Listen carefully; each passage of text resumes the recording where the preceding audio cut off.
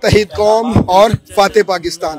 देखें, ये हमारी इंशाअल्लाह अज़ीज़ जिसको कहा जाए कि कामयाबी की कुंजी है, हमारा इत्तेहाद होगा, हम इंशाअल्लाह फतह हासिल करेंगे।